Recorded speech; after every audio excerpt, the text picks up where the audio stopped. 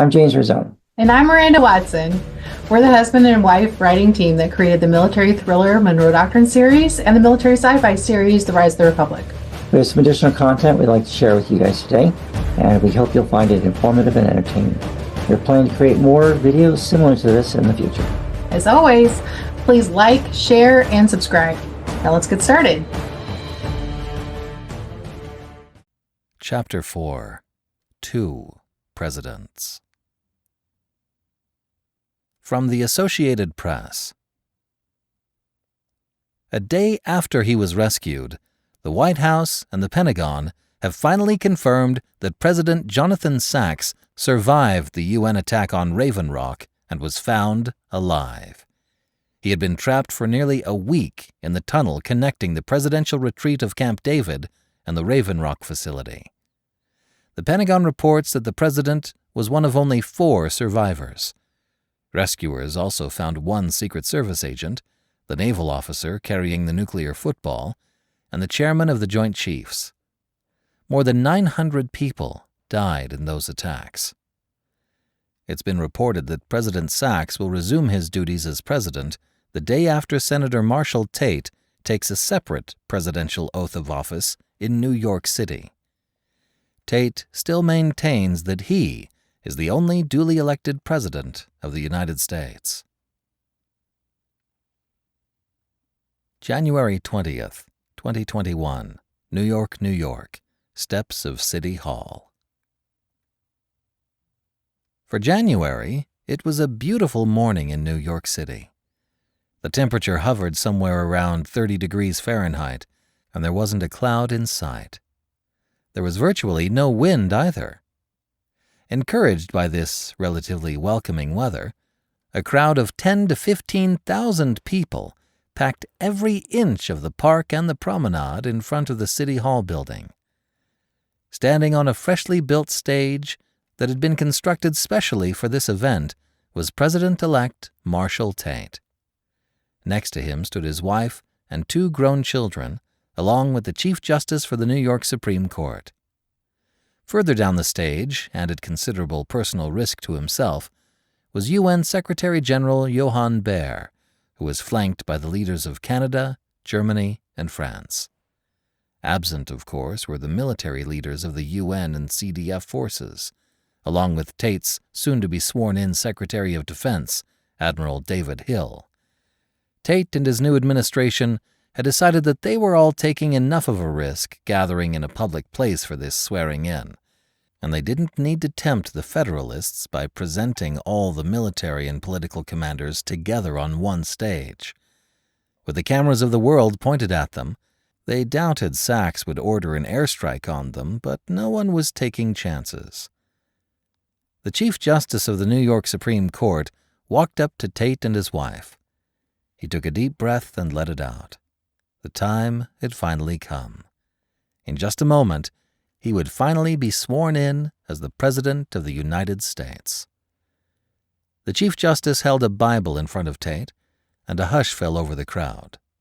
"Good morning, Mr. President-elect. Please recite after me." Tate placed his left hand on the Bible that the Justice presented and raised his right hand. He listened intently to each word. "I can't screw up now," he thought. He was very conscious of all of the eyes and cameras that were aimed at him in that moment. "I, Marshall Tate, do solemnly swear that I will faithfully execute the office of President of the United States, and will, to the best of my ability, preserve, protect, and defend the Constitution of the United States." When he'd finished uttering the words, it was as if a huge weight had been taken off his shoulders. He felt a surge of optimism and pride in being an American. The 2 men shook hands. Then the Chief Justice made way for him to walk up to the microphone at the podium so the newly elected president could give his inauguration speech. Before he spoke, Marshall Tate took a moment to look out onto the crowd, who were bundled up in winter jackets, scarves, gloves, and hats, waiting with palpable anticipation for him to speak. Tate cleared his throat softly, then looked at the teleprompter. My fellow Americans, these are troubling times we find ourselves in. Here I stand before you, being sworn in as the 46th President of these United States on the steps of City Hall in New York City, instead of at the Capitol building in Washington, D.C., like the U.S. presidents before me. Yeah, because your UN Army bombed the Capitol building, shouted someone from the crowd. Instantly, Tate's supporters and nearby security guards grabbed the man and removed him before he could cause any further disturbance. Without missing a beat, Tate moved on as if the incident hadn't happened. Methodically, he laid out his vision for America: to provide health care to all, free college for those who wanted to attend, and a universal basic income. The crowd ate up every word he said. Then his focus turned to what he called Occupied America, which is what his administration had begun calling the parts of the country that were still under control of the former president, who simply wouldn't leave office. To those citizens in Occupied America, know that we are doing everything in our power to liberate you. With the help of our friends and allies from the United Nations and the rest of the world, we will free you from the shackles of the Sachs administration. I ask that each and every one of you find the resolve within yourselves to either take up arms against the occupiers or to find a way to cross over into free America and join the ranks of our new civilian defense force as we move to release our country from the yoke of tyranny and oppression. The crowd went wild as he did his best to rile and stir them up. Paige Larson and Admiral Hill had gone over his speech extensively in preparation for this event. They'd sold him on the idea of using his inauguration speech as a rallying cry to try and regain the public support for his administration. They also hoped that his message would help to inspire tens of thousands or even hundreds of thousands of people to join their ranks in defeating the federal government. A lot rode on this speech. If they couldn't grow the ranks of the CDF and do it quickly, the UN force would collapse, and the Second American Civil War would end before it could really get going. From Der Spiegel. Many across the globe are celebrating the official swearing-in of Marshall Tate as the 46th President of the United States. In his public address following the ceremony, Chancellor Kraus stated, "The people of Germany and Europe stand with President Tate and the people of free America.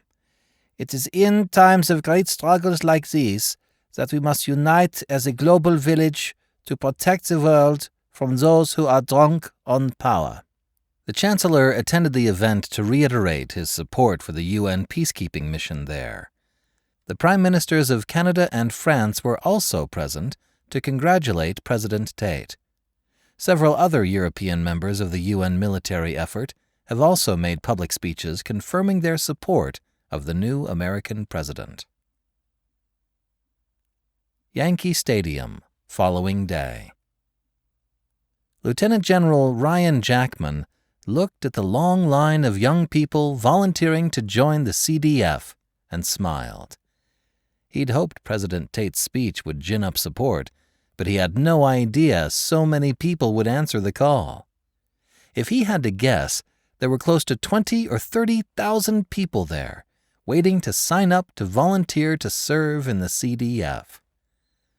Jackman's administrative folks were working with the Canadians to get them signed up and processed through the enlistment procedure as quickly as they could. Every half hour, a new batch of enlistees would be sworn in and then moved over into one of two different groups. The first category was the fresh, raw recruits, people who had no prior military experience. Those recruits were going to be moved to a holding area from which they would be shipped off to the recently captured Fort Drum and a few other bases for a very shortened version of basic combat training. The second batch of recruits were those who had prior military service. These people were immediately given new uniforms and an automatic promotion to either corporal or sergeant, depending on the last rank they'd held. Then they'd be sent over to Fort Totten, where they would be issued weapons and integrated into one of the existing or newly created CDF battalions. While the federal forces were giving them a short reprieve around Trenton, New Jersey, General Jackman was determined to grow his militia ranks swiftly and get them ready for the next major battle. From MSNBC Online. Despite 9 days of heavy fighting across the American-Canadian border, there appears to be no end in sight to the bloodshed and fighting that is consuming both nations. After Marshal Tate was officially sworn into office, the governors of California, Oregon, Washington State, Wisconsin, Illinois, New York, New Jersey, Connecticut, Rhode Island, New Hampshire, and Vermont have joined Free America and have officially declared their support and recognition of Marshal Tate as the duly elected 46th President of the United States. The other 39 states continue to remain a part of occupied America, including the following states that are run by Democratic governors: Colorado, New Mexico, Hawaii, North Carolina, Virginia, and Pennsylvania. According to our recent polling, the majority of the country's population still does not recognize Marshal Tate as the legitimate president. The Sachs administration, for its part, refuses to recognize the results of the recent election and is calling the UN peacekeeping force a hostile takeover of the American government. From BBC Online. The government of Japan continues to stand by their demand that all U.S. military forces withdraw from their country by the 1st of February. Sources within the American Department of Defense report that it is a severe logistical challenge to evacuate all of the military members and their families and the equipment on the bases by the deadline. Anonymous informants from the Pentagon have stated that a large amount of military equipment will have to be destroyed in place in order to meet the demands. The United Nations peacekeeping force, which includes China, continues to put pressure on America to recognize Marshal Tate as the duly elected leader of the United States. Thus far, the Sachs administration shows no signs of de-escalating this conflict. From the Daily Mail. As Europe rallies around the fledgling Tate administration in New York, the United Kingdom continues to sit on the sidelines. An official statement from Hughes's office read, "It is not the place of Great Britain to insert herself in the domestic affairs of America, particularly when we have more than 100 years of friendly relations. As Prime Minister, I intend to keep our nation out of this American Civil War and this foolish military adventurism by the United Nations. This folly on behalf of the UN has already cost the lives of more than 20,000 Europeans. I won't sacrifice the lives of our youth to advance the cause of the UN or its German, Russian, or Chinese puppet masters." The Labour Party decried the Prime Minister's fence-sitting stance, calling it a swipe at the UN. The leader of the opposition described the conflict taking place in America as a war between the forces of good and evil. As Canada continues to be torn apart by the Federalists loyal to President Jonathan Sachs, many people in the Commonwealth plead for British intervention to help the UN end the bloodshed. Guantanamo Bay, Cuba. Staff Sergeant Lane Haverty and the men of India Company, 3rd Battalion, 6th Marines, bobbed up and down a bit as their amphibious assault vehicle hit a few waves. Prior to leaving the USS Bataan, their battalion commander had told the NCOs a large contingent of both Cuban and Venezuelan soldiers were preparing to attack the facility within the next 12 to 24 hours. As such, the commander of the 24th MEU was going to deploy them now in anticipation of the attack. He'd also said if the Cubans hadn't launched their attack by nightfall, then chances were they'd go on the offensive and hit them first. "Staff Sergeant, we're approaching the beach. Get your men ready. When we come off the beach, start scanning your sectors," the vehicle commander announced before he went back to scanning the horizon through the thermal scope. Haverty grunted. He turned and looked at the 2 rows of Marines staring back at him, waiting for some nugget of information. He lifted his chin a bit. "Once we get off the beach, I want those hatches opened and y'all scanning your sectors. Heads on a swivel and stay frosty. We have no idea if the Cubans are going to challenge our landing or attack the base perimeter." Haverty saw nothing but a sea of faces that were plastered in camouflage paint and looks of determination. They all nodded grimly at the orders. He could tell that many of them had already consumed a few Ripid energy drinks, and some of the Marines had pinches of skull chewing tobacco stuffed in their lower lips. These men were ready for a fight. Minutes later, the engine sounds of the amphibious assault vehicle changed as its tracks found purchase on the gravelly surf just in front of Kittery Beach. The Amtrak lurched forward and then steadily moved up the pebbled coast. A man with a flashlight wand guided them to the patrol road that would lead them to the on-base firing range a kilometer away. The battalion was going to bivouac near the range until they got the rest of their support equipment and units ready to initiate combat operations later that evening. Haverty checked his watch. It was 22:13 hours. When the vehicle finally leveled out, Staff Sergeant Haverty yelled out to be heard above the din of the engine. "Get those hatches opened and start watching your sectors." For Haverty, this was his second time at Gitmo. After completing his initial training, his first assignment had been here, as a part of the security detachment on the base, so he was obviously very familiar with the layout of the facility. He also knew if there was a fight, their unit would need to expand out of the base perimeter quickly.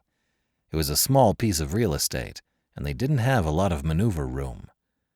A few minutes into their drive, as Haverty was scanning with his own NVGs, he spotted a growing cluster of vehicles and people as they approached the large open space that represented the on-base firing range. Given the ground guides were doing their best to space the vehicles out as best they could, it had still turned into a chaotic cluster of people and equipment as they tried to cram the entire battalion into the area. When the vehicle came to a halt, the commander dropped the back hatch and Haverty's squad piled out of the Amtrak. As the Marines exited, they quickly threw their rucks on and fell into a hastily called platoon formation.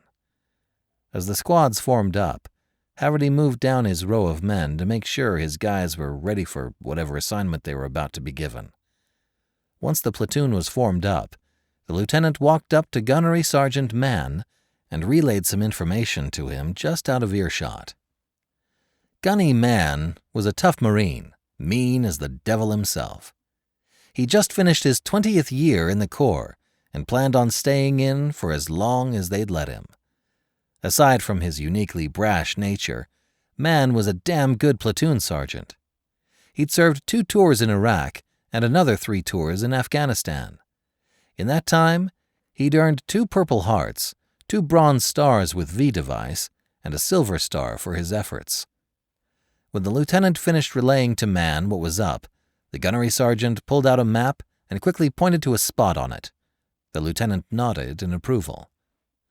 Gunny Mann turned to look at his platoon. Using no less than 4 F-bombs, he yelled at them all to shut up, even though no one was speaking. "Here's the skinny," he continued.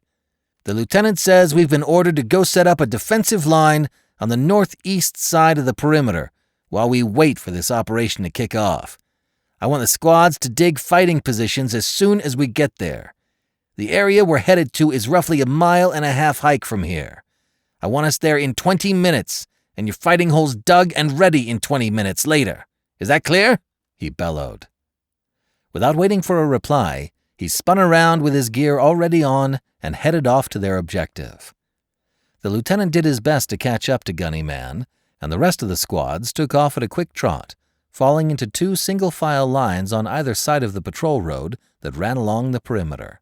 All around them, other platoons were moving out, as well as the newly arrived Marines prepared for the coming offensive. 18 minutes after they'd left the firing range, Haverty's squad arrived at their part of the perimeter. They dropped their rucks and quickly pulled their entrenching tools. Without a word of complaint or even so much as a murmur, the Leathernecks went to work. They swiftly dug two-man positions for the rifle teams and three-man holes for the machine gun crews, staggering every 3 to 5 meters, depending on the terrain. They all knew that the sooner their holes were dug, the sooner they could sack out and catch some sleep before the sun came up. They also knew an attack could happen at nearly any time, so the last thing they wanted was to be caught out in the open during an attack without a fighting hole to crawl into for protection. 20 minutes into their digging, one of the Marines called out in a voice barely above a whisper, "Staff Sergeant Haverty, could you inspect our fighting position?" Turning to see who had asked the question, Haverty sighed softly and rolled his eyes. Before leaving for this deployment, his squad had been assigned 2 newbies, young Marines, fresh from boot camp. They were both eager and utterly green. This was literally their first time doing anything with their new unit, and like most people on their first day or week on the job, they were enthusiastic but completely ignorant of what they were supposed to do. Climbing out of his fighting position, Haverty looked down at the other rifleman he was sharing a hole with. "Finish squaring the walls while I'm checking on these cherries. Also, make sure you move more of the dirt to form a bit of a lip facing this direction here," he directed, pointing to the most likely direction where an enemy attack would come from. His partner in crime just grunted in response and went back to work. Looking down at his watch, Haverty saw it was now 01:22 hours. He really wanted to try and get some shut-eye, but he knew he had to make sure his squad was done with their work before he could even think about catching a few Z's. Walking over to his 2 greenest recruits, Haverty stood next to their fighting position and nodded in satisfaction. He knelt down so he could be heard as he whispered softly, "Not bad, grunts. Now shift the dirt from this spot here and place it in an arch around this part of your position. If the enemy's going to attack us, they're going to come from that direction." He pointed to illustrate. The 2 of them nodded at the suggestion and immediately went to work on making the adjustment. One of them stood up with him before he had a chance to move on and asked, "Staff Sergeant, do you know what our sleep rotation will be?" "Yeah, when everyone's done, we're going to stay at 50% manning until half an hour before sunup. Then we'll stand to and wait and to see what happens." Haverty glanced at his watch again. "It looks like we're going to get roughly 4 or so hours of sleep. You guys figure out how you want to break that up, but one of you has to be awake at all times. Is that understood?" He saw them both nod, acknowledging his instruction. Satisfied, Haverty moved down the line to check on the rest of his guys. It took him another 10 minutes to verify everyone in the squad had completed their fighting holes. Before he went to find their platoon sergeant, he told his guys to start sacking out. If there were a change to their orders, he'd let them know. An hour later, Haverty found himself finally settling into his own fighting position, ready to sack out for the next 2 hours. He slipped into a deep sleep, dreaming about the new Chevy El Camino he was planning on buying in April. Haverty ran his hand across the hood of the vehicle, admiring his new chick magnet. He couldn't wait to open that 6.2-liter, 550-horsepower engine at the racetrack. Suddenly, the canary-yellow car of his dreams blew up into a million pieces in front of him. The next thing he knew, his body was being thrown across the parking lot of the Chevrolet dealership. Haverty's eyes popped open wide as saucers as his brain registered that his body was actually being flung through the air. His arms flailed about to try and break his fall. "Holy crap," he thought. He had only just realized that he was no longer dreaming when his body hit the ground a dozen feet away from his fighting position. The wind was violently knocked out of him, and he struggled to fill his lungs with air. Haverty lay on the ground in shock and confusion, trying to piece together what had just happened. With a fair amount of pain, he was finally able to force a gasp and take a deep breath, sending much-needed oxygen to his brain. Haverty coughed. Then he felt his body being pelted with dirt, rocks, and other debris that was raining down. Finally, his sense of hearing returned, and he was overwhelmed by the sounds of gunfire, explosions, and the screams of the Marines around him. "What the hell is going on?" he wondered. "Here they come!" shouted someone not far from him. Haverty rolled over to his side and frantically searched for his rifle. He looked to where his fighting position had been and saw his partner was lying half in the hole and half out of it. He wasn't moving or returning fire. Lifting himself up to his hands and knees, Haverty coughed a couple more times as he scrambled back to the fighting hole. Bullets kicked up dirt and rocks near him as people all around him were yelling. Someone was shouting commands, others were yelling out in pain, screaming for a corpsman. As Haverty approached the fighting hole, he saw his battle buddy, Lance Corporal Mendoza, still hadn't stirred. He rolled his comrade over to see why he was still asleep. Haverty nearly threw up. Mendoza's entire face was missing. There was just a pulverized mess of flesh, bone, and tendons where his face should have been. Brushing off what he'd just seen, Haverty found his M27 still leaning against the side of the fighting hole, right where he had left it when he'd fallen asleep. He crawled in and grabbed it. Positioning himself to face the attackers, Haverty brought his rifle to his shoulder and looked for something to shoot. "They're breaching the right flank!" shouted Gunnery Sergeant Mann over their internal platoon comms. "Haverty, get your damn squad over here now!" he screamed. Haverty snapped himself out of the fog his mind was still in from the concussion of his fall. He turned to his left and yelled out, "Second squad, on me!" Then he jumped out of his fighting hole and ran down to the right side of their platoon's position to where Gunny Man was calling for him.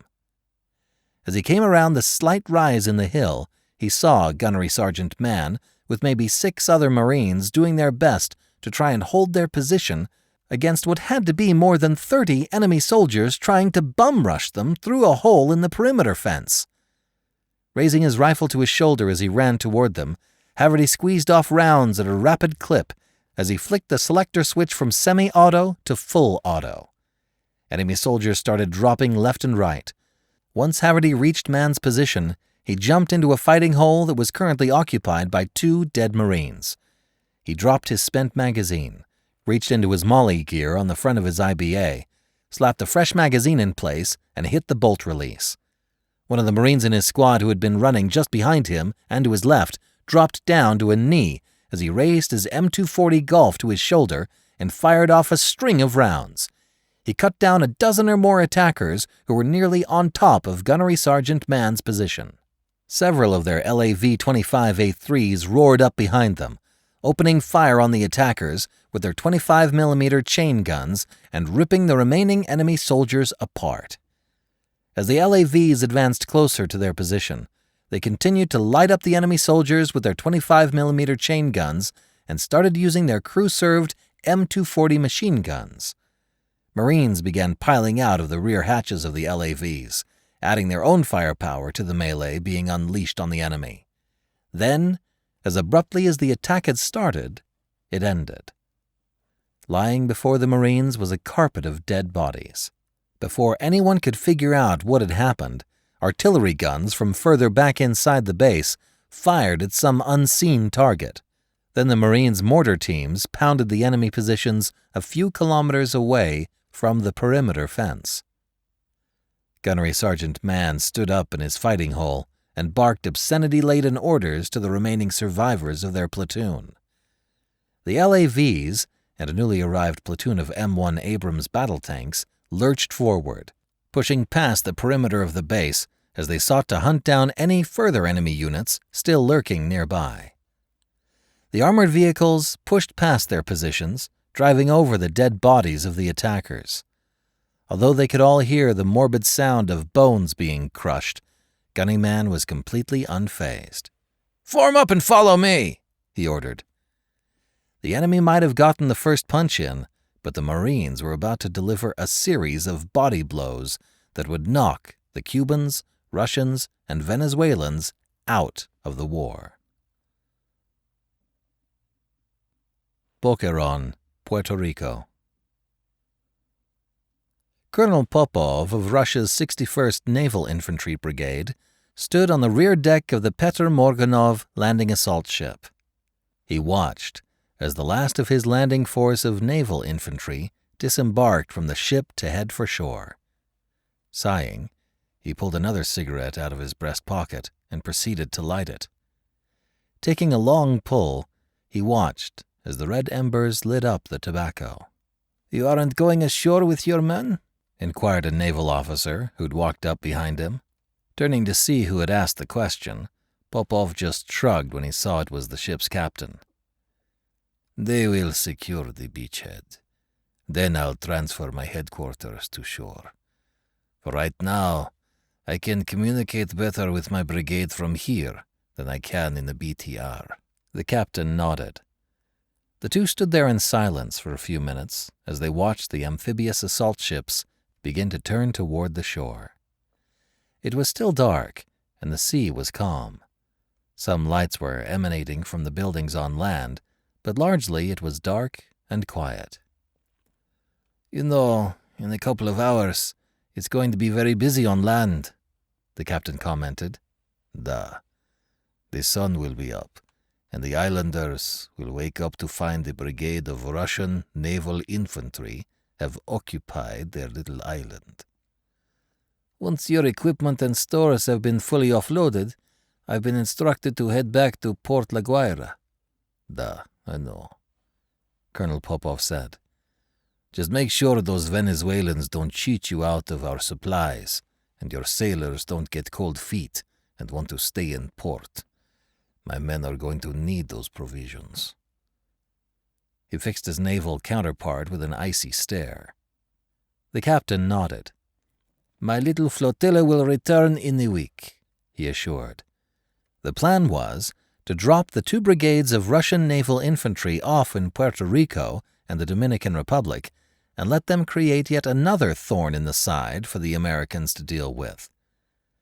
Taking another pull on his cigarette, Colonel Popov looked at the steely-eyed naval captain.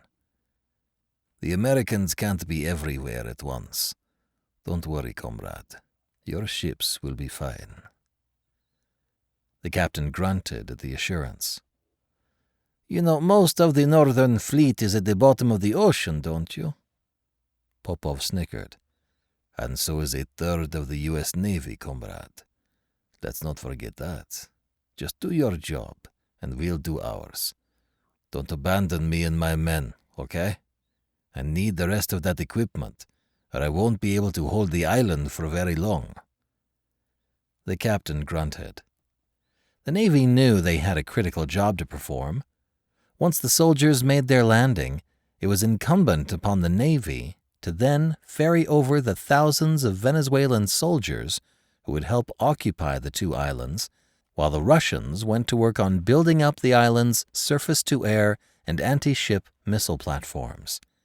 If all went according to plan, they'd turn these 2 islands into a hornet's nest for the American Air Force and Navy to have to contend with. Chapter 5. Northwest Passage. January 22nd, 2021. Joint Base Lewis McChord, I Corps HQ. Looking at the map, Major General Scott Stevens saw one major problem with this new offensive his boss was advocating for. "We don't have enough soldiers to make it happen," he realized. Seeing the perplexed look on his division commander's face, Lieutenant General Andrew Biggs asked, "You're thinking we don't have enough manpower to make this work, aren't you?" "Yeah, pretty much, sir. My division is spread fairly thin right now, trying to protect the various naval facilities around the state and making sure the CDF forces down in Oregon don't cause us any problems." General Biggs nodded. "I can see why you'd think that, but here's why you're wrong." Standing up, Biggs walked over to the map on the wall they were looking at with the disposition of their forces along with the remnants of the Canadian, Chinese, and Russian forces, as well as a smattering of militia units. Pointing to Joint Base Elmendorf-Richardson in Alaska, Biggs explained, "I spoke with General Marcus the other day. He agreed with my assessment that the Russians, Chinese, and Canadians aren't going to be a credible threat to our facilities in Alaska. As such, they've authorized the release of the 25th Infantry Division's 4th Brigade Combat Team to us. And they're still going to hold the Stryker Brigade in reserve, but they've released the Airborne Brigade to I Corps." Smiling and nodding, Stevens replied, "Well, that does change things. How do you want to deploy them?" Pointing at the map again, Biggs instructed, "Your division is going to press the enemy positions around Kent, just south of Seattle. Because we finally achieved air supremacy over the battle space, I'm going to have our paratroopers conduct 2 airborne assaults. The first one will be at North Marysville. I'm going to have 1 battalion land there, placing a blockade force north of Seattle. The 2nd battalion will land just north of Monroe, to the east of Seattle.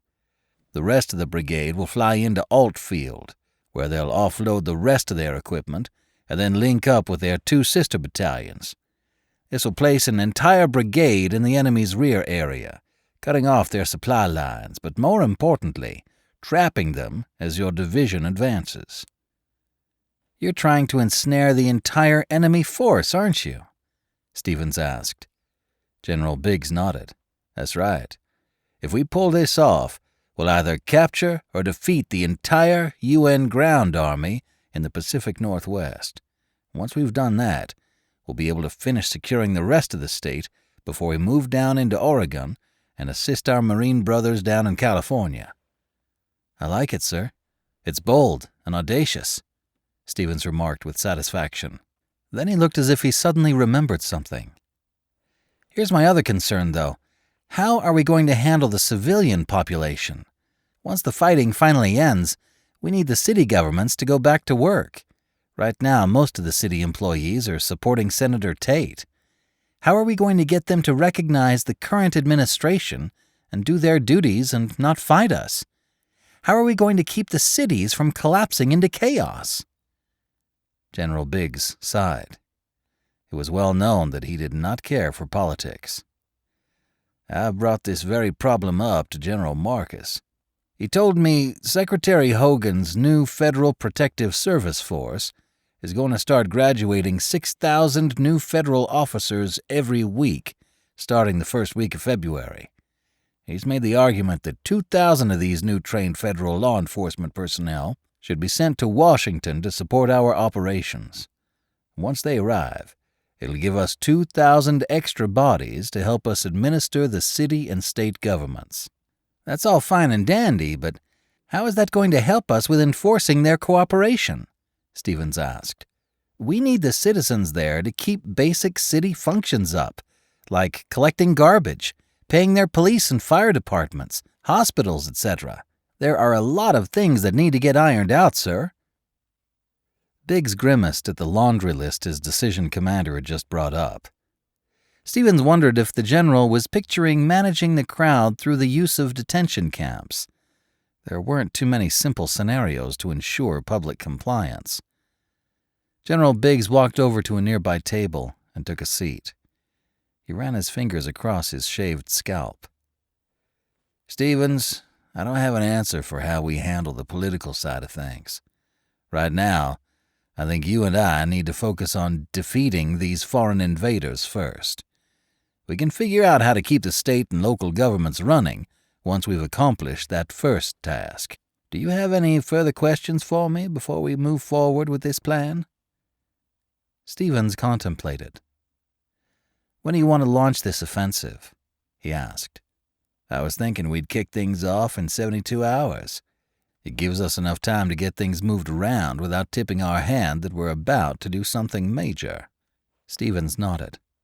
"Okay, that can work. Let me get with my brigade and battalion commanders and get them ready." He tapped his foot nervously. "Was there something else?" asked Biggs. I've been hearing there's a militia force up in the Burlington area that's been causing the UN all sorts of problems. Do you know any specifics on who they are?" General Biggs smiled mischievously. "I don't know all the names of the people involved, but I've been told a handful of the local Army National Guard units that didn't side with the governor went rogue. They've been carrying out hit-and-run attacks on the UN." Stevens grunted.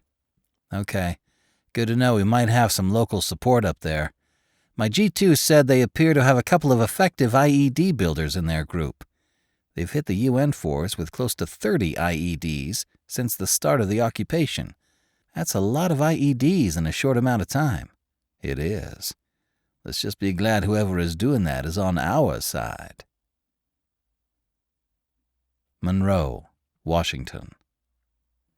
"6 minutes," announced the jump master.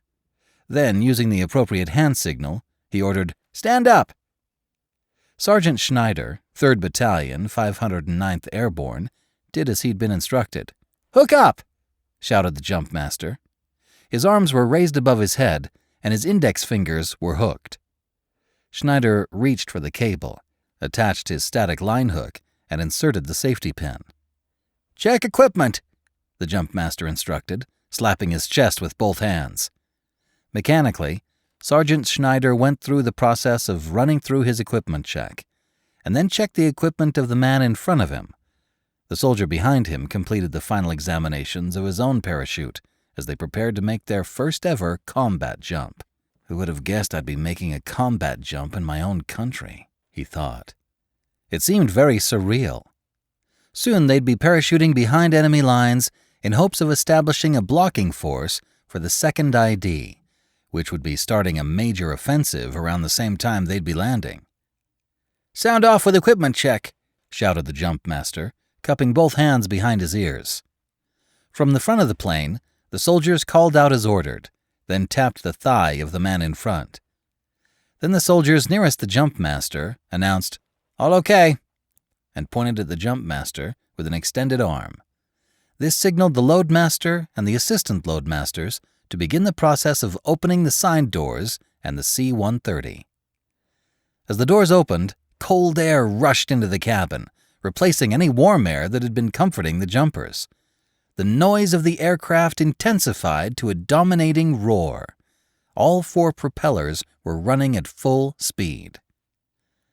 When the side doors to the C-130 opened up, the internal lights of the cargo plane turned to a soft red tone, allowing their eyes to adjust to the darkness outside. Sergeant Schneider was glad that it was still dark. In another hour, the sun would start to illuminate the sky. For the time being, the night still belonged to the paratroopers, who trained extensively at night using their night vision goggles. Thus far, their Pathfinder unit hadn't reported any enemy units in the area, but that didn't mean the UN coalition wouldn't dispatch some forces to deal with them once they were made aware of an incoming threat in their rear area. Steadily, the aircraft droned on for a few more minutes until the jumpmaster signaled that they were about to jump. Schneider surveyed the soldiers near him. They all looked pumped, eager to go fight these foreign invaders and get into the war. The last couple of weeks had been tough for them. Their brigade had been largely sitting on the sidelines as they watched the war unfold in the lower 48. It had pained them to know their brothers-in-arms were fighting and dying while they'd sat on their duffs in nowhere, Alaska, waiting for orders. The jumpmaster moved to the door and commenced his checks, ensuring no sharp edges that could cut a static line were on the trailing door edge. He grasped the side of the door frame with both hands and stomped on the jump platform, which fell into place with the door open. Then he stomped on the platform with the other foot. Schneider always breathed a sigh of relief at this point. The doorway was secure and holding on to the door frame. The jumpmaster leaned out as far as he could to see if anything around the door could impede the jumpers. He also double-checked to make sure the drop zone was in front of the aircraft. Then he stepped back into the C-130. The jumpmaster got the attention of the first jumpers for each door. 1 minute. Stand. In the door. Returning his attention to the task at hand, Schneider saw that his fire team was prepared. His 5 troopers were ready to get this show on the road. The wind swirled around him. The first jumpers eagerly moved into position, and each subsequent jumper moved right up behind the next. There would be no hesitation once the command was given. It would be imperative to empty the plane as fast as possible. They all watched the red light next to the door expectantly. Finally, the light turned green. "Go, go, go, go, go!" shouted the jump master. 60 jumpers were out of the C-130 in less than 20 seconds. Schneider's body free fell through the air for the briefest of moments before his static line caught and deployed his chute. Following his training, he immediately checked to make sure he had a full canopy. He let out a sigh of relief. At this altitude, no one wore a reserve, since there wouldn't be time for it to deploy if the main line malfunctioned.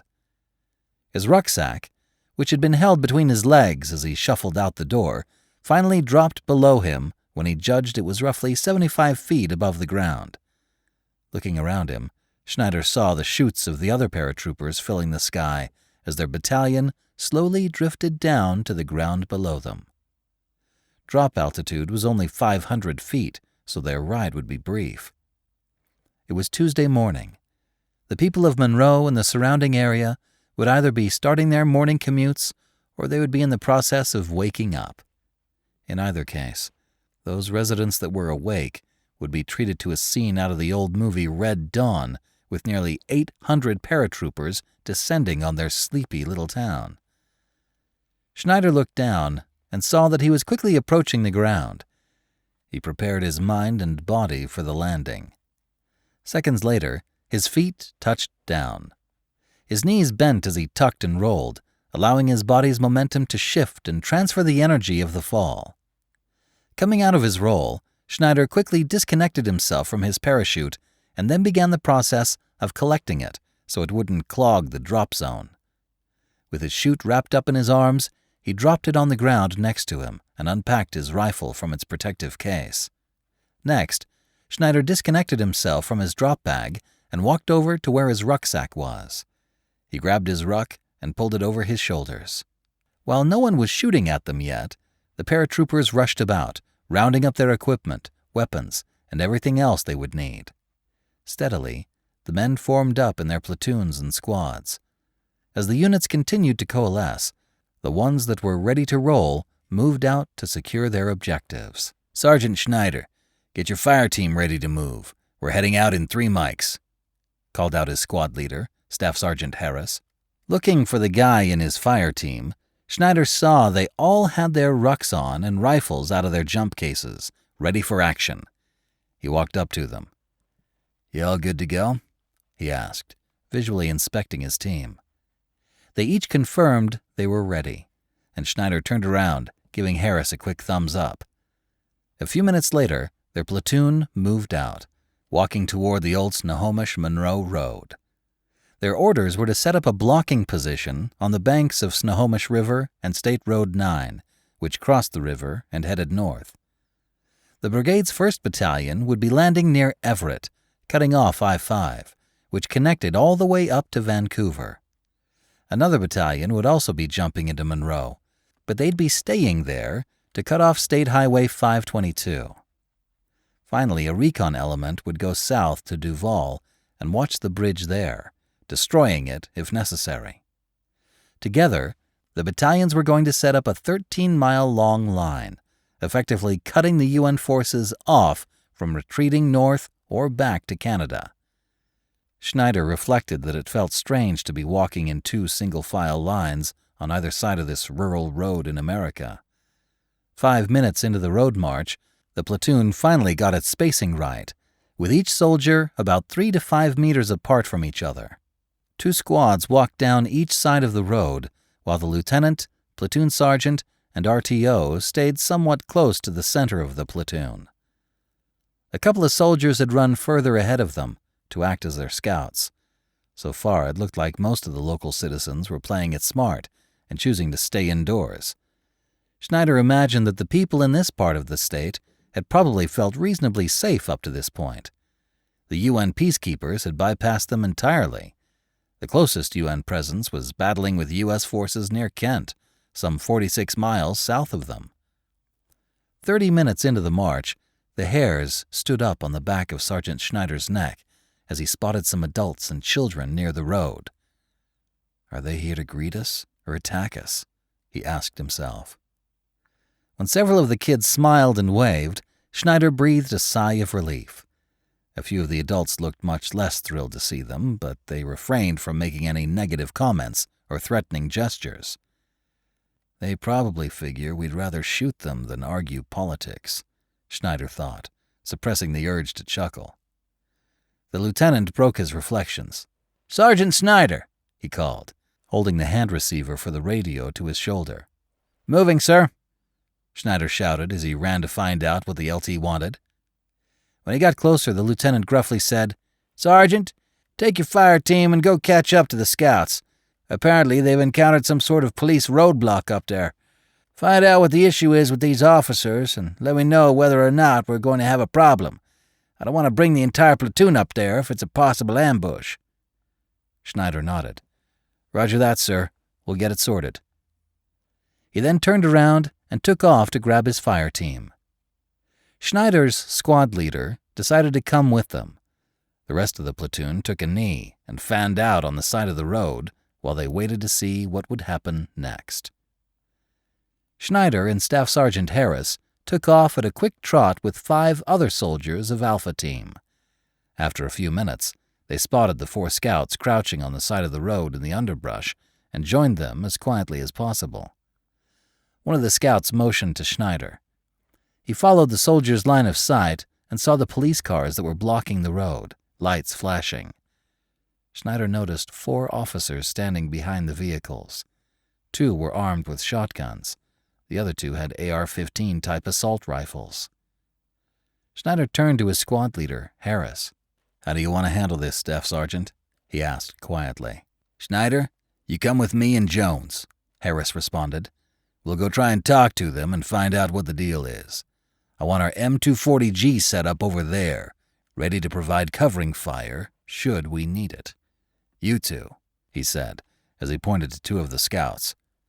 I want you guys to set up a position across the road and crawl up to that tree area there.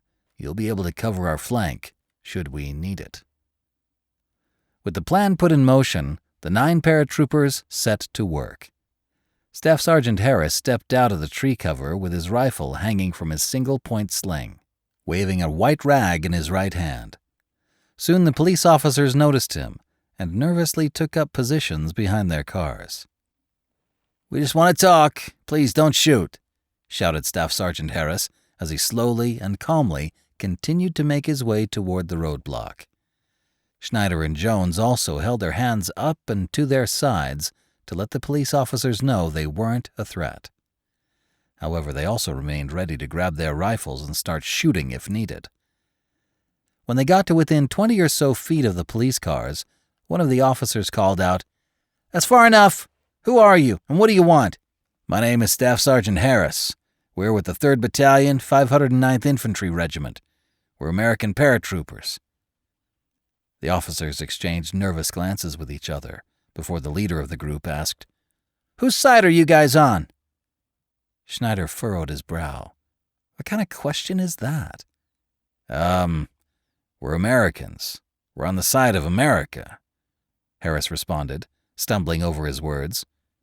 "Are you guys with the UN peacekeeping force?" yelled out one of the police officers. Harris exclaimed, "No, we're here to kick those bastards out of our country. Is that going to be a problem?"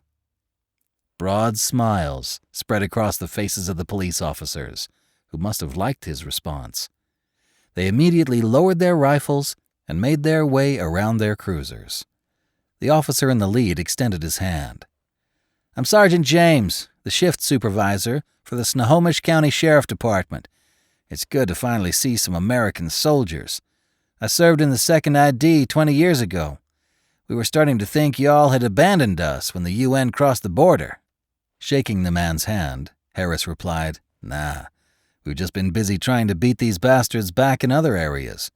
Let me radio back to the rest of the platoon that you guys are on our side. We're on our way to Snohomish." Turning to Schneider, Harris said, "Radio back to the LT and tell him the platoon can move up. These guys are with us." Looking back at the police officers, Harris asked, "Can you tell me if there are any UN or CDF forces in Snohomish or the surrounding area that we should be aware of?" Sergeant James nodded. "Yeah, there are. The CDF has a small base they set up at the Harvey Airfield, just across the river. They've turned all the hangars into sleeping quarters and makeshift offices. They've even set up a firing range to teach their new recruits. We see helicopters landing there all the time. Not sure what they're doing, but the helicopters look to be European or Russian types." "Do you have any idea of how many of them there are? Are we talking a few dozen or a few hundred?" Sergeant James shrugged his shoulders. "I'm honestly not sure. We aren't really encouraged to patrol around the area. What I do know is they've been holding all sorts of recruitment drives all over the country to grow their ranks. I'm not sure how long their training is, but most of the people appear to be getting sent either south to help out in the fighting or north to be trained by the Canadians." Harris shook his head. "Okay, Sergeant James, this has been helpful." He pulled out a map of the area. "Do you think you could help point out where you've seen any guard towers or machine gun bunkers? It sounds like we're going to have to deal with this CDF problem before we do anything else." For the next 10 minutes, the police officers took turns showing them on their map where the perimeter was that the CDF had set up. They pointed out any guard towers and bunkers, and then explained some other details they knew about the base. By the time they'd finished giving them a detailed picture of what lay ahead for them, the rest of the platoon had shown up. When the LT spoke with the sheriff deputies and saw the map, he ordered their scout drones to be launched so they could start to get some eyes on what they were headed into.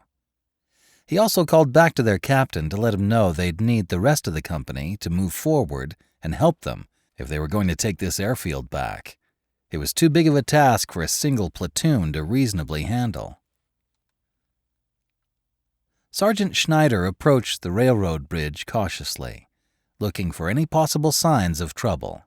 The surveillance drone hadn't picked up any roving patrols or guards watching for foot traffic, but that didn't mean that there wasn't a well-hidden surprise lying in wait. Looking over his shoulder, Schneider motioned for the rest of his fire team to follow him. Standing up into a low crouch, he raised his rifle to his shoulder, ready to fire at any possible threat. As he started moving forward toward the entrance of the rail bridge, his troopers slowly followed behind him, with their rifles also at the ready. Schneider kept searching his surroundings. He still hadn't spotted anyone. With no visible signs of trouble, he continued along, making sure to step on the railroad ties so as not to fall or get tripped up. Once on the actual bridge, Schneider moved as quickly as he could without falling to cross to the other side. On the other end, he took a knee and had the others do the same. They waited at the edge of the bridge and watched and listened for a moment. When he was sure he didn't hear anything, he led his fire team off the bridge. 3 of his troopers broke to the right. They'd searched that side of the bridge and riverbank while he moved to the left with 2 of his other soldiers doing the same. Once they'd all confirmed that they hadn't found anything of interest, Schneider radioed that it was safe for the rest of the platoon to cross. While the others traversed the bridge, Schneider and his fire team moved further along the tracks. There was a pallet factory not too far down, adjacent to the small airfield and CDF base. It was a good staging point for them to gather as much of the company as possible before they could bum rush the airfield and hopefully overrun it before the defenders could react. On the other side of the river, their heavy weapons platoon had already set up their 60mm mortar tubes, and they were ready to give them some cover when the time came. Now it was just a race to get everyone across without being seen. Schneider and his team were probably 100 yards ahead of the rest of their squad and platoon when they heard a single shot ring out. Then a machine gun opened fire. Turning to see where the gunfire was coming from, Schneider saw a string of tracer rounds fly into the railroad bridge that the rest of their platoon was trying to cross. A couple of soldiers appeared to have been hit. One of them fell into the water. "Alpha team, drop your rucks! Patrol packs only, and let's move!" shouted Schneider. They needed to get into a better position to help cover the rest of their platoon. Running at a near sprint, despite having his patrol pack and body armor on, Schneider made it to the edge of the tree line that ran along the railroad and butted up against a heavy engine repair shop and the pallet factory. He pointed to a couple of positions along the edge of the tree line. "Get your M240 set up, now!" he exclaimed. Schneider found his M203 gunner next. "I want you to start firing smoke grenades here and here," he ordered, pointing to the intended targets. Schneider did a brief, broad survey of their surroundings. They were now less than 100 meters from the newly erected perimeter fence of the CDF base. He grabbed his radio. "Hornet 5, this is Alpha 1. I need 4 rounds HE at Target 1. Then I need 4 rounds smoke at Target 2 and Target 5. How copy?" It took a moment for their heavy weapons platoon to respond, but they repeated back his fire support order and had the rounds on the way. While they waited, 2 of the CDF guard towers continued to fire away at the paratroopers racing across the railroad bridge with their machine guns. Sergeant Schneider held his breath for a moment until he heard the expected thunderous explosions at the nearby base. He could see that several rounds did score direct hits on the hangars, and then the smoke rounds began to land, shrouding the base in thick white smoke. At the same time, Schneider's M203 gunner had fired off 3 of his own smoke grenades along their portion of the fence line.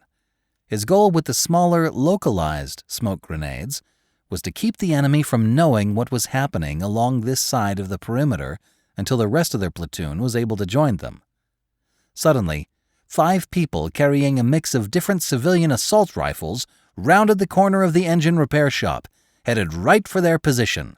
Before Schneider could even inhale, his M240 gunner had opened fire on them, hitting them with a barrage of bullets. The CDF soldiers had a look of sheer surprise and terror on their faces right before their bodies were riddled with bullets. Zip, zap. Bullets flew in their direction, hitting some of the trees and underbrush around them. One of the guard towers, not far from them, had let loose on their positions. "Take that tower out!" shouted Schneider with urgency. His heavy machine gunner shifted fire, and the M203 gunner aimed his grenade gun at the tower as well. Pop! Bam! The grenade missed hitting the machine gun position in the tower directly, but it did hit part of its support structure. Within seconds, the tower toppled over on its side, silencing the machine gun crew inside it. The victory was short-lived. By that time, more than a dozen CDF soldiers had started filtering into the grounds around the engine shop and the nearby area, and they were lighting up Schneider's position. One of his soldiers grunted and then moaned in pain from a hit he took. Just as Sergeant Schneider thought he was going to have his guys pull back, the rest of their squad filtered into the positions they had taken up. In the span of 10 seconds, there were now more than 40 paratroopers laying down fire on the CDF soldiers. The platoon sergeant shouted, "Advance on these 2 buildings, 1 squad at a time. We need to get closer to the base perimeter." Across the railroad tracks, Schneider and his men could see that additional mortars were making contact. They weren't as large, but they seemed to be doing an excellent job of continuing to cause chaos and confusion at the CDF base, which was the real goal. As Schneider and his men took up positions at the engine repair shop and the pallet factory, their numbers were suddenly augmented. The remaining 2 platoons of the company had finally made it across the river. 5 more minutes went by, and then Captain Ira Tabankin fired off a blue flare into the sky. That was the signal for all of the platoons to do their best to start breaching the CDF base.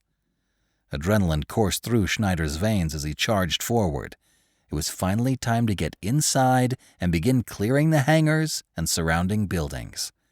Bullets whipped all around Sergeant Schneider and his fire team as they ran through the hole in the fence that Bravo team had created. Behind them, the other squads in their platoon followed through the breach, and they all fanned out through the parking lot to the main flight building and the hangars nearby. As they continued their mad dash forward, Sergeant Schneider saw several CDF soldiers spill out of the hangars and buildings in front of them, weapons drawn. Their presence was very short-lived, however.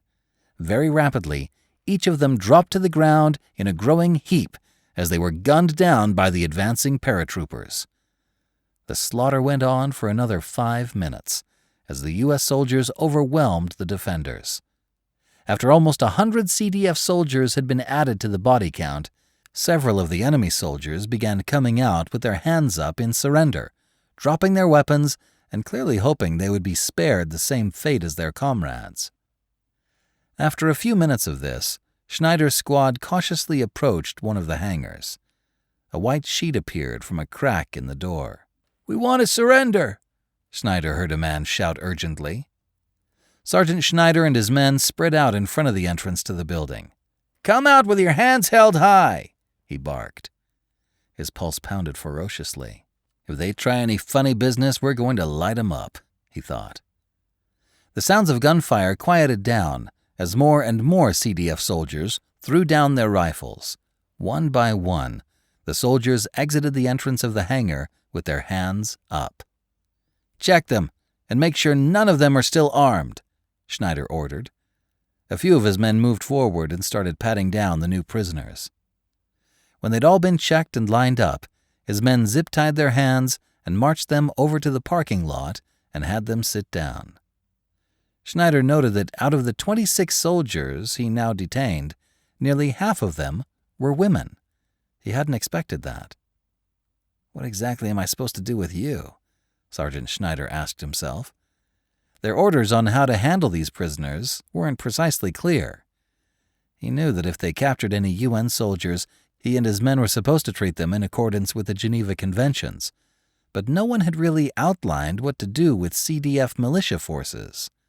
All he knew for certain was that they had been declared unlawful enemy combatants at the outset of the war. A few minutes went by as the rest of the company continued to secure the area. Schneider overheard their commander talking on the radio with battalion headquarters about what to do with the prisoners. He apparently had the same questions. When he got off the horn, he called over the platoon leaders.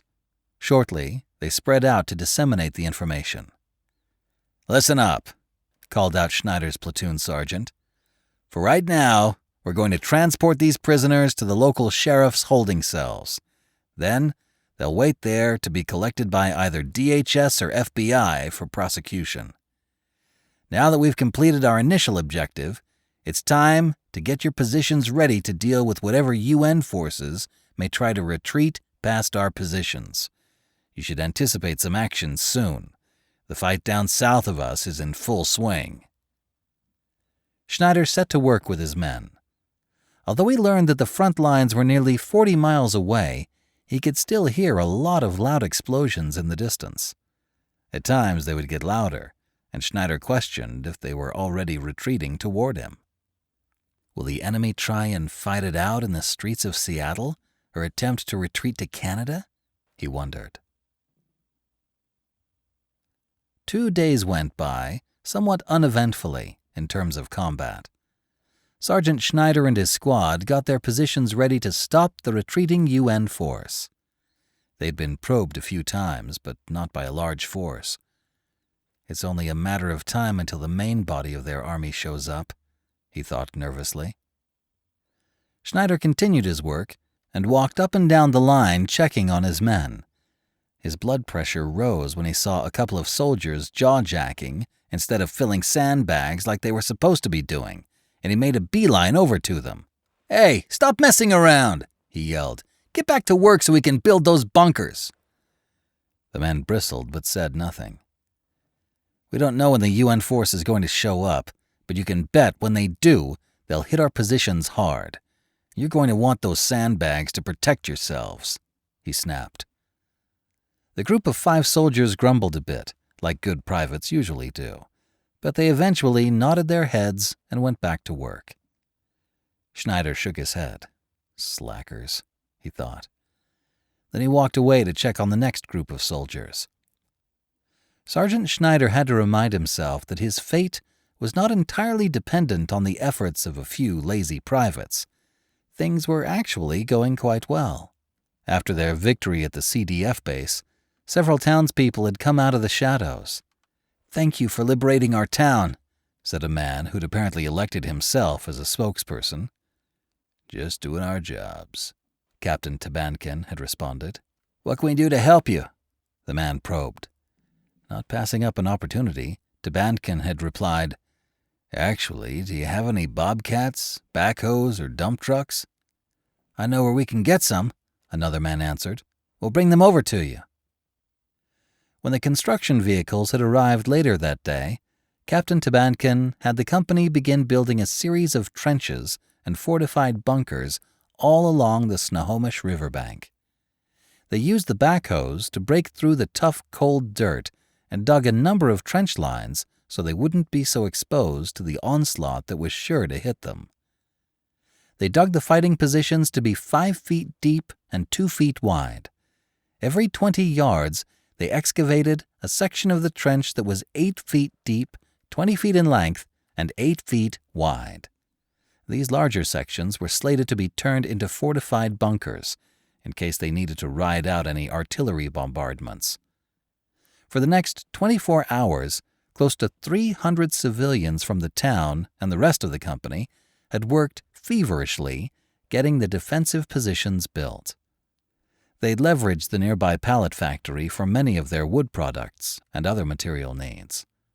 A trip to the local Home Depot helped them acquire any of the other last-minute tools required and the 4x4 timbers for the roofs and walls.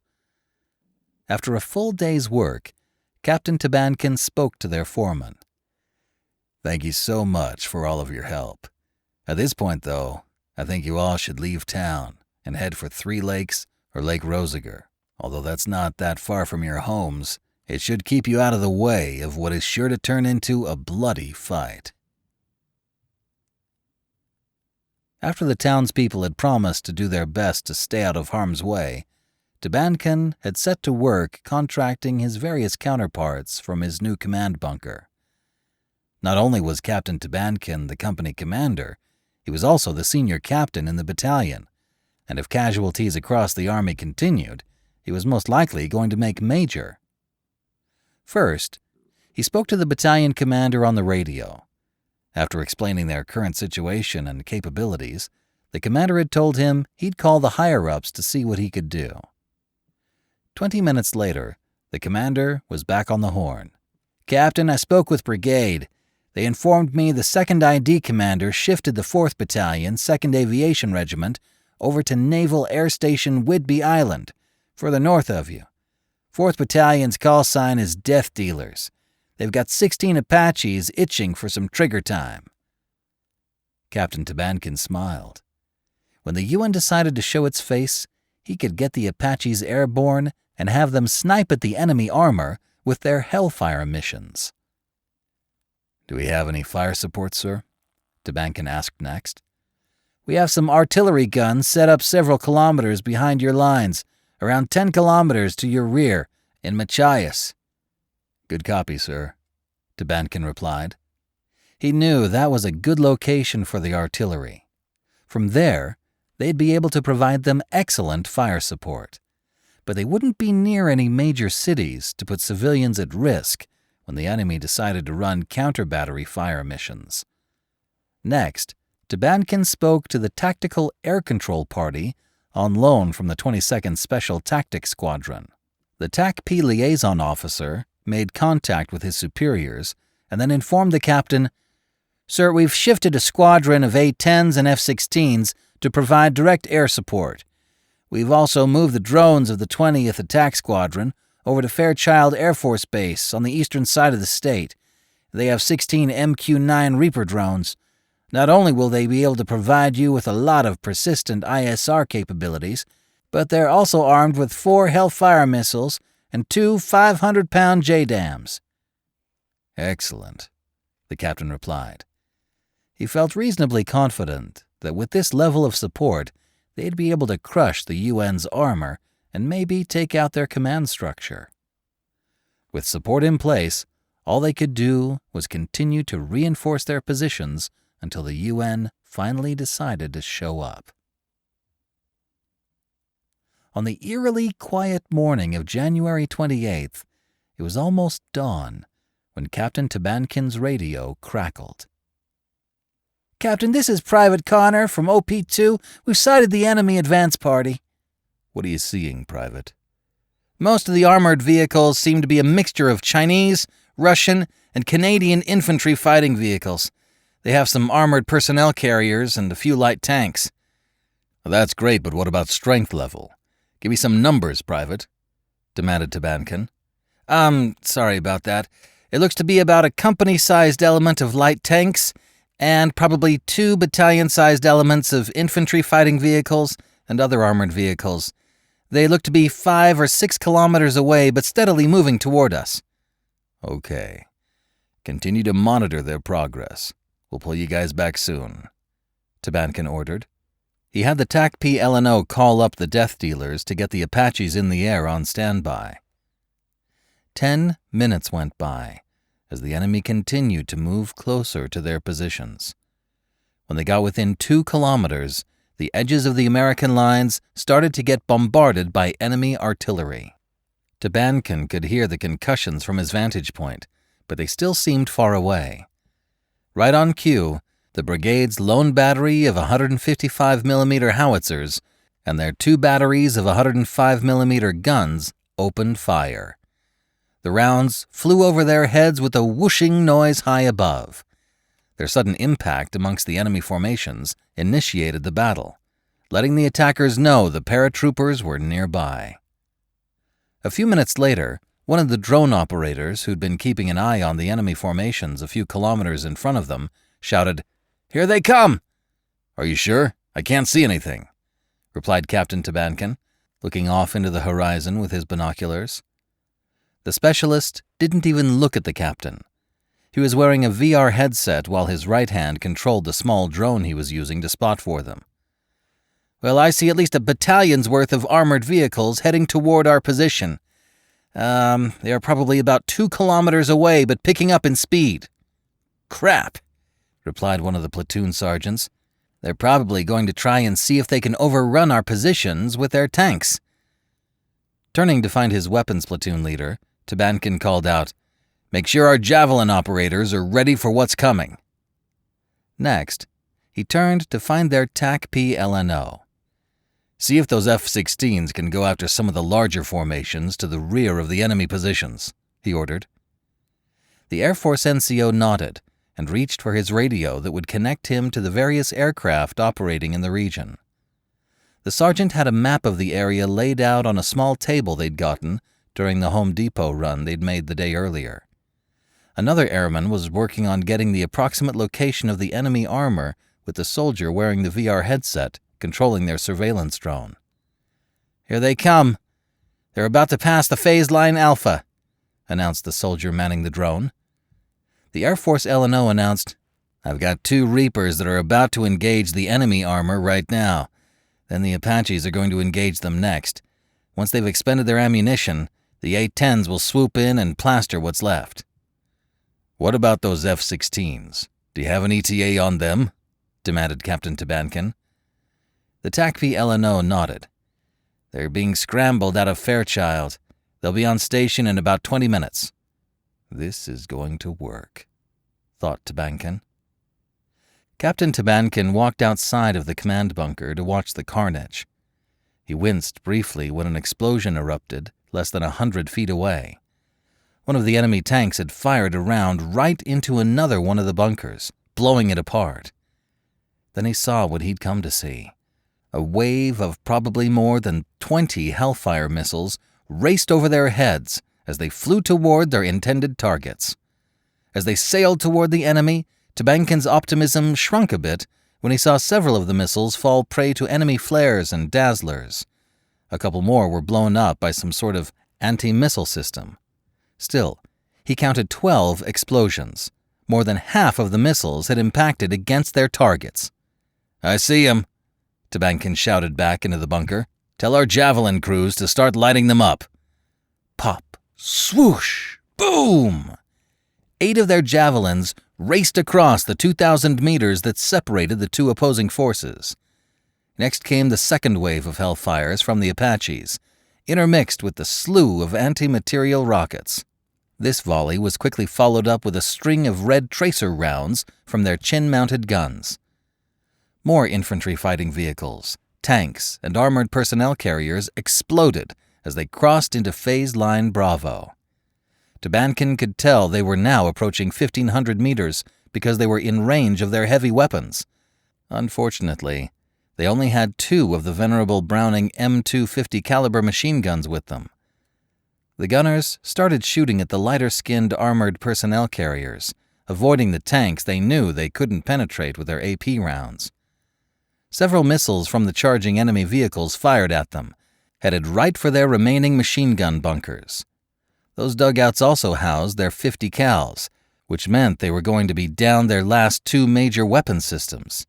Seconds later, both bunkers exploded in spectacular fashion.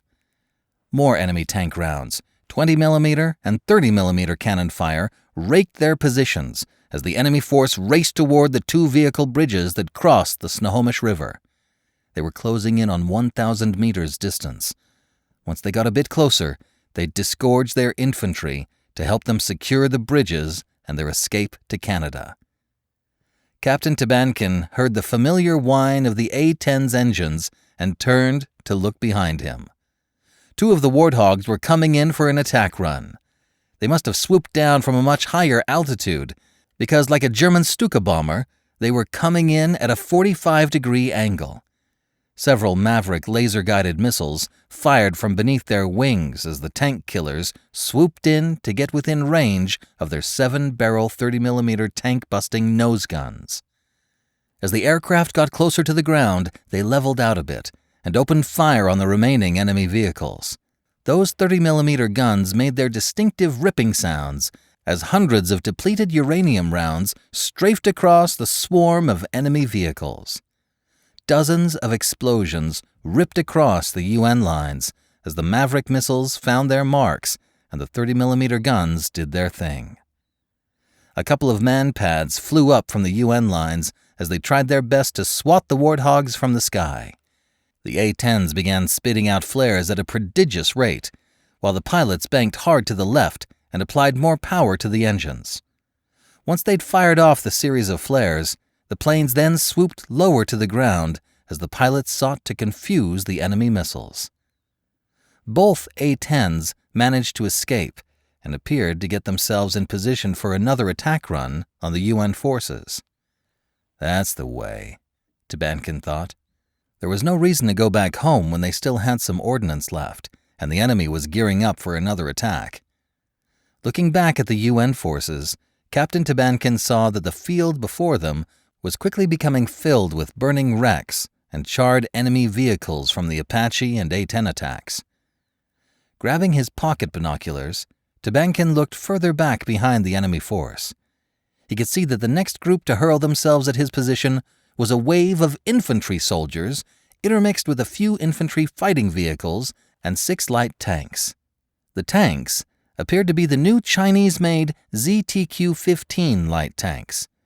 The smaller, lighter armored tanks still sported a 105mm cannon, which made them deadly to the defense network he and his men had built.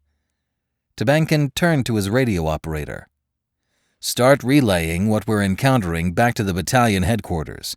I want them to know what we're running up against," he ordered. When the A-10s lined up for their next attack run, they swooped in like hawks, ready to snatch an unsuspecting rabbit. They fired their 30mm guns at the light tanks, specifically looking to take them out first. As they moved over the enemy lines, they also released a stack of 6 500-pound dumb bombs across the charging infantry.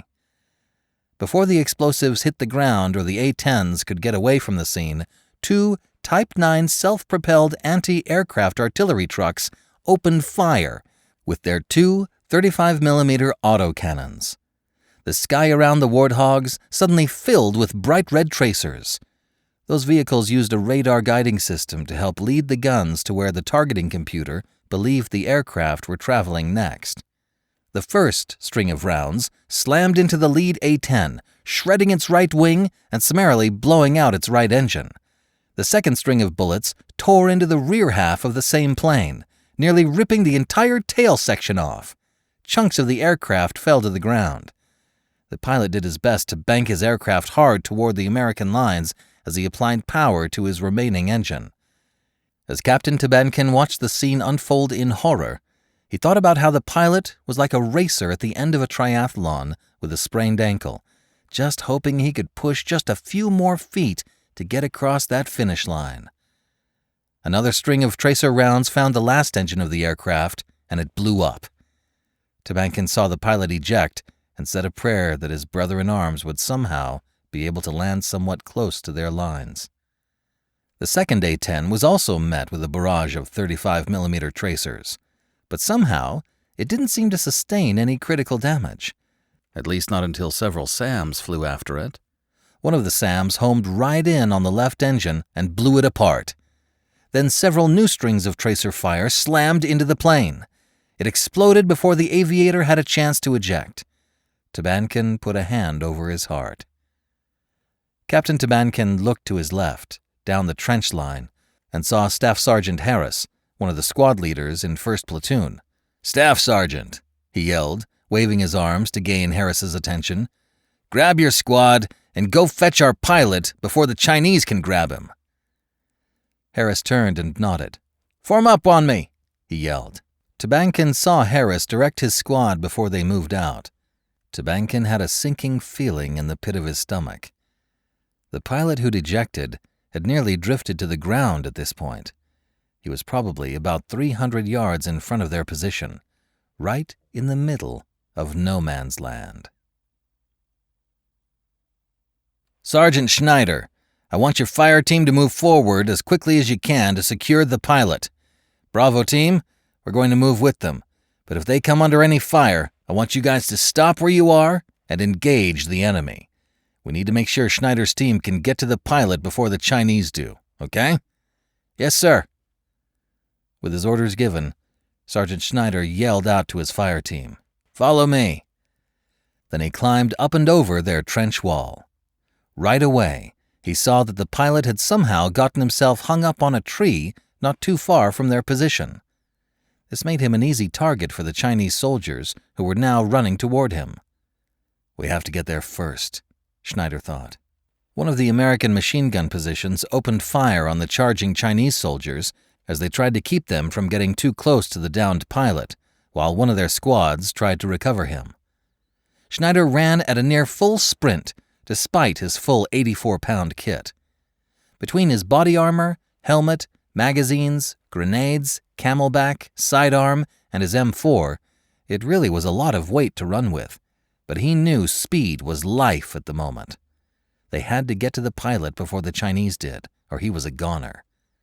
The American aviator in that tree had probably saved his entire company from being overrun by this armored horde that had appeared out of nowhere, and Schneider was going to do everything he could to make sure that he survived. However, as he sprinted like an Olympic athlete competing for a gold medal, bullets started kicking up dirt and splinters of wood from the nearby trees and underbrush all around him. "I'm hit! I'm hit!" yelled one of his soldiers somewhere behind him. "Medic!" he shouted. "On my way," Schneider heard the medic yell. He must have been farther back with Bravo team, because his voice sounded farther away, but Schneider didn't stop, trusting the medic to take care of his fire team member. Behind him, Sergeant Schneider could tell that Bravo team's M249 SAW had just opened fire on something. His own team's M240 gunner had just passed him in sprinting to the pilot. "That 19-year-old kid is a beast," thought Schneider. The guy could run 2 miles in under 10 minutes, and he'd pretty much maxed out every other aspect of the PT test. Running at full speed with that pig of a machine gun and all that ammo and body armor barely made the kid sweat. As they got closer, Sergeant Schneider could hear the pilot scream, "Help me!" Wood splinters flew as bullets hit the branches near him. The pilot fired 2 random shots with his pistol in between struggling with the ropes. He'd already thrown his helmet to the ground, and he kept fighting to untangle his left leg. Apparently his survival knife was attached to that leg, and he couldn't cut himself free from his parachute until he reached it. Schneider's gunner made it to the pilot first. He stood right under the pilot and yelled, "I'm going to throw you my knife so you can cut yourself free. Catch it, okay?" The 19-year-old made sure the dangling prisoner was ready, then tossed his knife. Sergeant Schneider breathed a little easier when the pilot caught it. He immediately cut away his chute and fell into some of the lower branches. The pilot had been just high enough that Schneider and his men would have had a tough time cutting him down themselves, especially under heavy enemy fire. Dozens of Chinese soldiers were closing in on Schneider and his 4 remaining men. Bravo team did their best to lay down suppressive fire. Schneider's M240 gunner quickly set up his weapon and began hammering away at the enemy soldiers. "Incoming!" shouted one of the soldiers, just as an RPG sailed over his head and impacted on the tree, blowing apart the lower portion of the pine, knocking it over. The pilot fell to the ground, along with the top part of the tree. Sergeant Schneider dashed forward and found his aviator, pinned to the ground by one of the larger branches. Schneider screamed a torrent of obscenities, then scrambled to figure out how to free the pilot's trapped leg. One of his soldiers yelled, "Hurry up, Sergeant! They've got a couple of armored personnel carriers heading toward us." "He's trapped under part of the damn tree," Schneider barked. "I'm going to need a few minutes to get him out. Johnson, use your AT-4 on that APC and take it out before it lights us up." At that precise moment, Bravo team bounded up to them and set to work setting up some sort of perimeter. "You should make a break for it, Sergeant," the pilot said defeatedly. "Save your guys. You did your best." "Screw that!" Schneider yelled. "We're going to get you out. I'm going to raise this branch just enough for you to slip out. When I lift it, you need to crawl out as fast as you can." The pilot just nodded. Sergeant Schneider reached behind his body armor and grabbed his breaching pry bar and sledgehammer. He unscrewed the breaching tool at the center and extended its telescopic arm with the sledgehammer. That added another 6 inches to the tool, which he hoped would give him just enough leverage. Schneider looked for a rock or something hard he could place on the ground near the tree branch he needed to lift. "Hurry up, Schneider!" yelled Staff Sergeant Harris. "We're going to be overrun in a few minutes." The rest of the squad had made it to their position. Schneider didn't say anything and focused on the task at hand. He finally located a stone he thought could work, then slid the pry bar under the branch, keeping the head of the tool on the rock. He looked at the pilot. "Get ready to move," he yelled. He shoved down on the tool with all that he had, putting all his weight and muscle strength into it. The pilot wiggled as hard as he could. For 2 very tense seconds, it almost looked like he wasn't going to get away. But then he slid an inch. Then he pushed a couple more inches, and he was finally out. Just as the pilot got out from underneath that large branch, Schneider looked up and saw a wild-eyed Chinese soldier screaming and charging him with a bayonet. In a Herculean move perpetuated by adrenaline, Sergeant Schneider raised his arm back with the pry bar on one end and the sledgehammer on the other. Then he swung the tool with all the force he could muster toward the charging soldier. The sledgehammer side of the breaching tool connected with the man's face, driving itself several inches into the mush that used to be his skull. The soldier fell to the ground less than 2 feet from Schneider. His body twitched a bit, like a chicken that's been separated from its head. The now freed pilot grabbed his own pistol and shot at the charging horde, hitting several enemy soldiers. "Duck, Sergeant Schneider!" yelled his M240 gunner from somewhere to his right. Schneider jumped on top of the pilot as his machine gunner opened fire, throwing dozens of rounds right over their bodies and cutting down several PLA soldiers. "Frag out!" yelled another soldier. "Crump! We have to get out of here!" yelled Staff Sergeant Harris. "Start falling back!" Getting up, Schneider grabbed the pilot by his harness and yanked him to his feet. He pointed toward the bunker he'd left and shouted, "Run to our lines! We'll cover your back!" The pilot looked utterly terrified. Sergeant Schneider realized that the man before him was used to flying in the sky, delivering his weapons from a distance, not having to be up close and personal with the enemy like the ground pounders. After a brief hesitation, the pilot took off, sprinting to safety as the rest of the squad did their best to cover him and keep the enemy off them. First, Alpha Team fell back 10 or 20 yards. Then they turned around and provided covering fire for Bravo Team. The two teams alternated, covering each other as they progressed toward their lines. The one big obstacle they still had to overcome right at the end was crossing the vehicle bridge on State Road 9. It was wide open, but it was also close to several of their machine gun positions. The Chinese must have seen what was going on because they were doing their level best to gun them all down. Two more of Schneider's guys got hit and tumbled to the ground. Sergeant Schneider saw that one of the guys who'd been hit was being helped by another soldier to cross the bridge. He stopped to see how bad his trooper's injury was. He'd been hit a couple of times in the leg. Once he discerned that despite the volume of blood, his comrade-in-arms hadn't been hit at an artery, Schneider made the call that they had to get the heck out of Dodge. He couldn't stop to give him medical aid, not with bullets whipping all around them in front of the bridge. He had to get them to safety first. Reaching down, Schneider grabbed the private and threw him over his shoulder. The sergeant grunted involuntarily as he felt every pound of the man's weight, but he did his best to race across the bridge. In his peripheral vision, he could see many of the other soldiers doing their best to cover his run. Then Schneider saw one of his men get hit in the face. Half of his head disappeared, and his body dropped to the ground. 20 more feet. Come on, you can do this, the sergeant told himself. Suddenly, it felt like a sledgehammer had hit him in the back. Unable to control the momentum from the sudden kick, Schneider tripped and fell forward. The wounded soldier he was carrying let out a scream of agony. Sergeant Schneider tried to get up, but it felt like a hot poker had been rammed through his left leg around the calf. He realized he couldn't stand up to run the rest of the distance back to their lines, and instinctively yelped in pain. One of the soldiers jumped out of the trench and ran toward them. Schneider yelled, "Grab him first! He's hurt the most. I'll cover you." He turned onto his back and sat up just enough to see the enemy and proceeded to open fire. He hit several of the PLA soldiers before his bolt locked to the rear, letting him know his magazine was empty.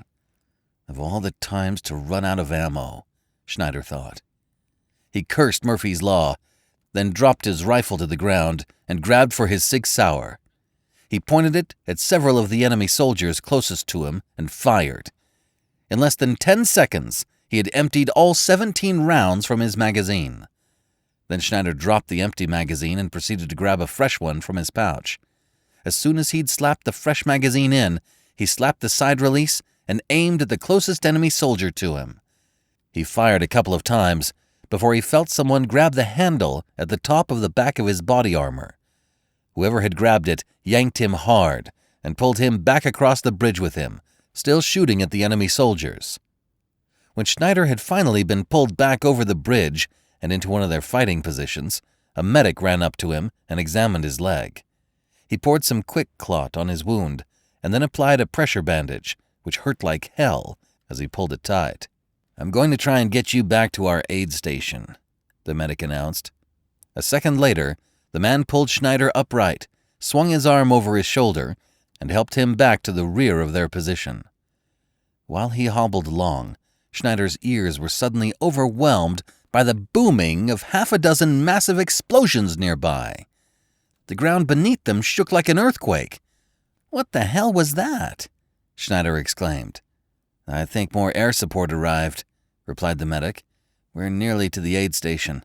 I'm going to hand you off to the other medics while I go back for more wounded." A second later, they were back behind a small cluster of houses near an open field. They had picked this location as their medevac spot 2 days ago because it had a large enough field, but was still just far enough away from their main trench line so the helicopter hopefully wouldn't get all shot up trying to pick up the wounded. Surveying the other wounded soldiers, Sergeant Schneider spotted 3 of the 5 soldiers from his fire team. He also saw 2 other soldiers from Bravo team, along with the Air Force pilot. There were a few more wounded soldiers from some of the other platoons there as well. Less than 5 minutes later, Schneider heard the thumping sound of incoming helicopter blades. Soon, a Black Hawk helicopter with a bright red cross painted on several sides of it set down. A couple of soldiers got out of the chopper and ran toward the cluster of wounded soldiers. The ones that could walk on their own started hobbling toward the Black Hawk, while the few of them that had leg wounds like Schneider waited for someone to help them or load them on with a stretcher. 2 medics ran up to him and pulled him to his feet. They each grabbed an arm and threw it over their shoulders, and then ushered him as swiftly as possible to the helicopter. Schneider flinched as 2 enemy artillery rounds landed nearby, seeking to take out their Angel of Mercy before it could leave with its cargo of wounded warriors. As soon as he was inside the Black Hawk, the 2 medics ran back to their position, waiting for more wounded to show up. With no more people getting on, the pilot immediately applied power to the engines and got them airborne. Once they broke above the trees, Sergeant Schneider saw the true carnage of the battlefield before the helicopter turned away to race back to the Naval Air Station to their north. There were dozens upon dozens of burning wrecks strewn across the area for nearly 2 kilometers. Bodies were lying everywhere, practically covering the ground for more than 1 kilometer from the edge of the river all the way back to the wooded area. It was horrifying to think their battalion had inflicted that level of destruction and death on the enemy. One of the soldiers stuck his head out a little further from the bay of the helicopter and threw up. Thankfully, the soldier had had enough reasoning to understand that throwing up inside the helicopter would result in his vomit being thrown around on everyone.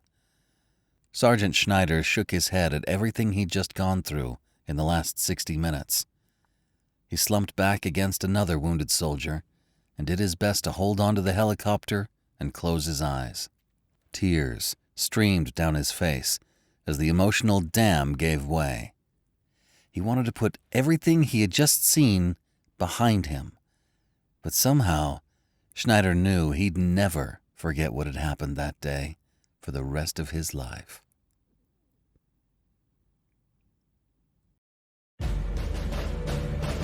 Thank you for watching our video. If you enjoyed it, don't forget to like, subscribe, and hit the notification bell so you'll never miss another video. In the meantime, we have plenty of reading material to keep you busy. You can find it all on our website, frontlinepublishinginc.com.